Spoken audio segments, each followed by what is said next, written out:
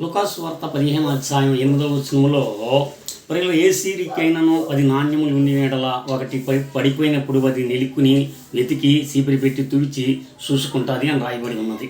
ప్రజల 10 ఆటల్లోని ఒకటి పోతే అంత ఆసక్తిగా చూడవలసిన పని ఏముంది?